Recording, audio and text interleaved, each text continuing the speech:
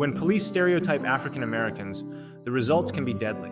But new studies suggest ways to help all of us see each other as complex human beings.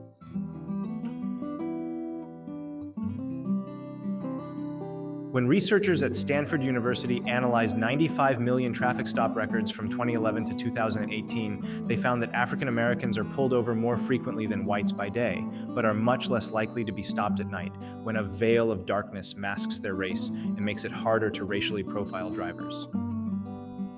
Despite the lower number of nighttime stops, the study found African Americans and Latinos are still more likely to have their cars searched than their white counterparts.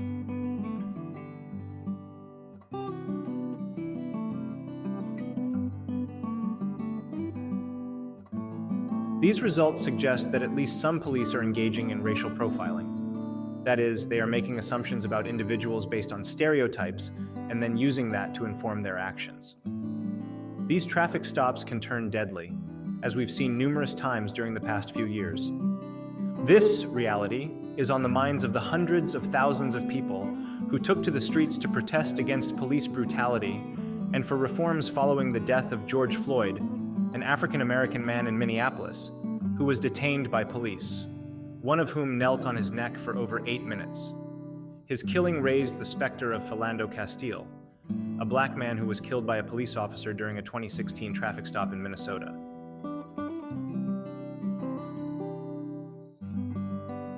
The data suggests their deaths are part of a larger pattern. In an off-cited 2004 study, Jennifer Eberhardt and her colleagues demonstrated that even quickly glimpsing a black face causes civilians and police officers alike to imagine seeing weapons.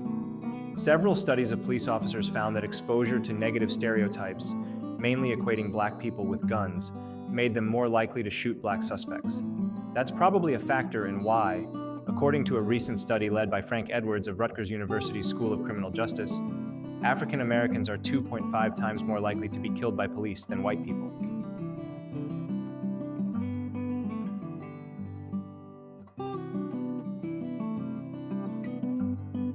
Unfortunately, stereotyping is natural and automatic. In order to make sense of the world around us, we often take mental shortcuts, which psychologists call heuristics. One of them is the availability heuristic, where we learn to see the world based on generalizations we make from the information that is available to us. When something is fresh on your mind, it's more likely to influence your thinking. For instance, many Americans have been exposed to negative portrayals of Arabs or Muslims in the news media and entertainment, and so they become more likely to stereotype these people as fanatics or terrorists. Something similar has been historically true of black men.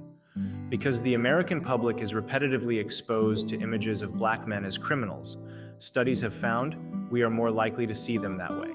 That's the bad news. There's good news too. We can change our stereotypical thinking by simply exposing people to information and images that counter stereotypes. As U.S. cities erupt in rebellions against police violence, it's a good time to ask what we can do to see beyond our prejudices.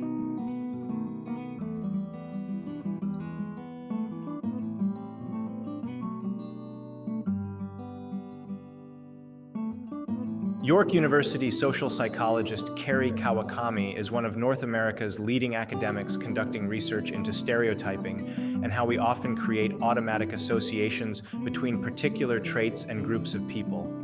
For years, she has done research into how being exposed to counter-stereotypic information can help change our automatic assumptions about certain groups.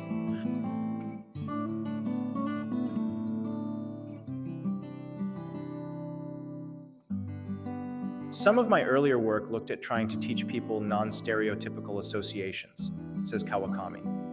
We would show study participants an image of a black or white person, and we would tell them to choose traits not typically associated with that group in our culture. In a 2000 study, Kawakami and her fellow researchers asked participants to respond no when they saw a picture of an African American person paired with an associated stereotype, such as the word lazy. They were also asked to respond yes when they saw a picture of an African American person with a non-stereotypical word, e.g., hardworking. This task, simply negating the negative stereotypes, and affirming the non-stereotypical traits instead, successfully reduced participants' automatic activation of prejudice. Nilanjana Dasgupta and Shaki Asghari studied how to reduce the unconscious stereotypic beliefs that women have about their own in-group, other women. In one experiment, they found that exposing women to women in counter-stereotypic leadership positions, real-life faculty and deans, as well as historical figures, led them to associate women with the qualities of leadership more than women who were not given the same exposure. Exposure to women leaders did not simply reduce stereotypic beliefs among study participants, but rather activated more counter-stereotypic beliefs, such as positive beliefs about women as leaders. In another study, Dasgupta and Asghari monitored participants who attended either a co-educational college or a women's college. The participants in both groups had statistically equivalent scores on a test used to measure implicit bias, that is, reflexive and unconscious associations. After a year in both environments, the students at the women's college were not found to hold any implicit gender stereotypes, while the other group of students who attended the coeducational college showed stronger stereotypical beliefs.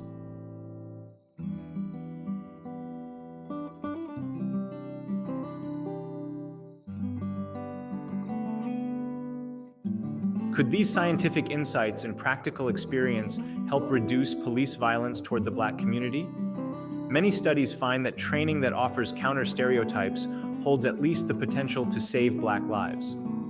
Some police departments have tried to address unconscious stereotypes with trainings against implicit bias, but it's not clear that these trainings work in reducing real-life shootings. However, there is some promising research suggesting that we can reduce people's tendency to see certain races as a threat. Social psychologist E. Ashby Plant and her colleagues randomly assigned college students to play computer games where they pretended they were police officers.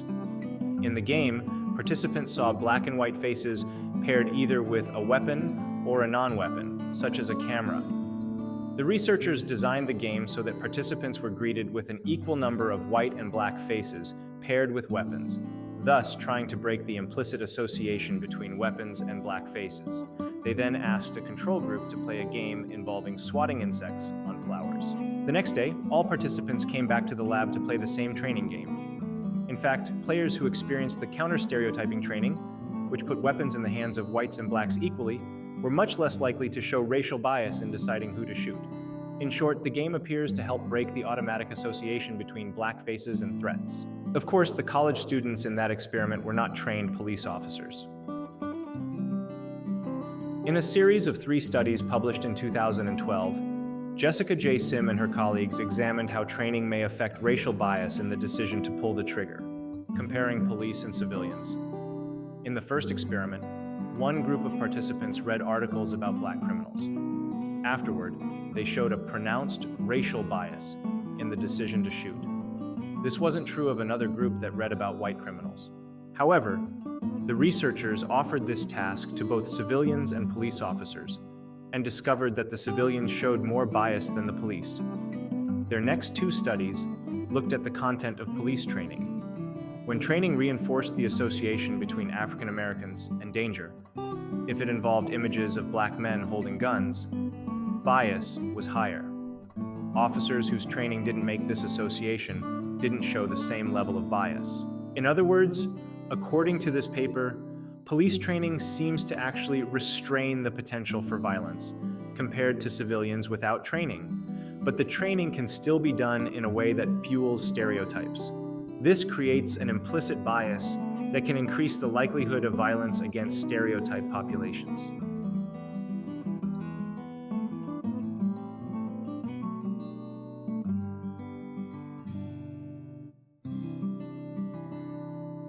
Stereotypes might affect police violence in another unexpected way. In a study published last year in Law and Human Behavior, researchers asked almost 800 police officers about how stereotyped they felt, with questions such as, "How much do you worry that people may think of you as racist?" They were also asked about the use of force and how important it was to treat members of the community with respect. The result? officers who felt stereotyped as racist were much more likely to endorse violence, in part because they didn't feel legitimate as authority figures, which might make them more sensitive to threats to their authority. Lorem ipsum,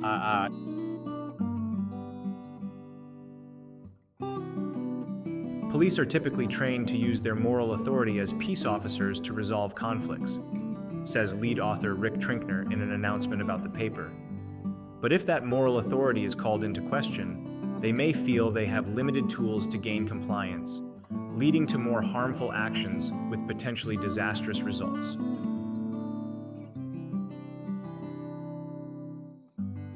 In other words, stereotyping of anyone seems to increase the possibility of violence.